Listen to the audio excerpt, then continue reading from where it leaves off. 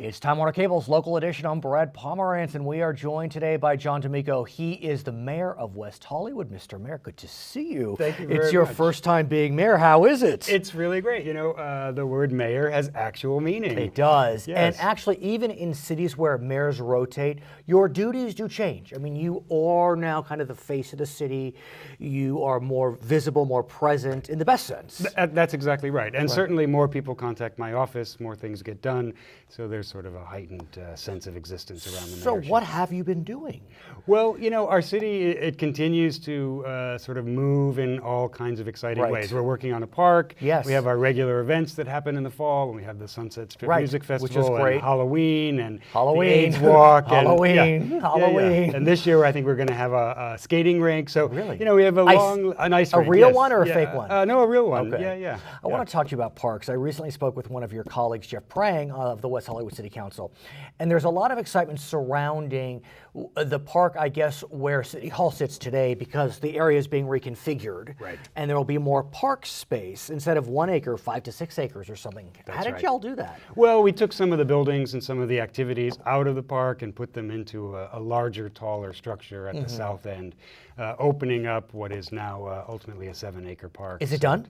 No. Actually, Okay. the planning is just finished. They need to make the drawings and then start the construction. And I think it's a multi-phase project. And you know, I do that for a living. Right. I make buildings for a living. So my eye tells me it's probably 4 years from now we'll be cutting the ribbon. Oh yeah, but it's going to be spectacular. You Cutting the ribbon for groundbreaking or for completion? For the completion. Okay. Yeah. Oh yeah. And you know, it's going to be spectacular. We're investing about $86 million in public funds.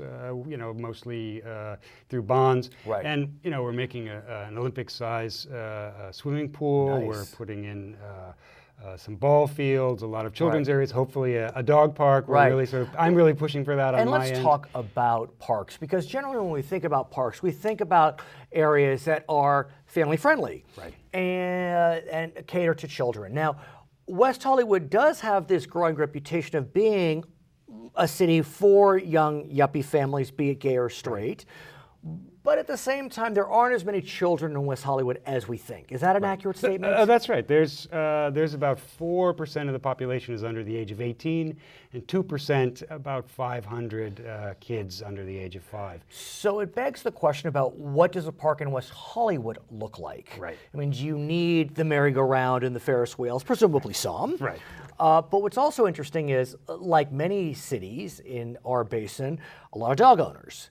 And there is not a park currently in West Hollywood that caters to them. That's exactly Plenty of park catering to families and children, but not to the dog owners. Right. And, you know, parks are regional draws. Of course. The thing about West Hollywood is it's 2 square miles. So pretty much wherever you are, you're 2 blocks away from another city.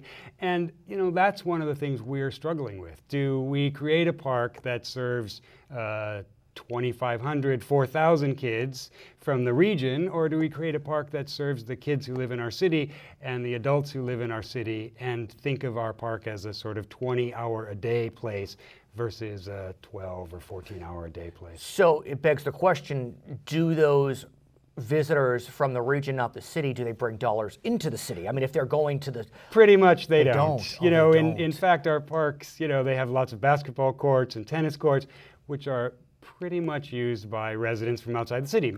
They don't to have play dinner. tennis, you pay $5.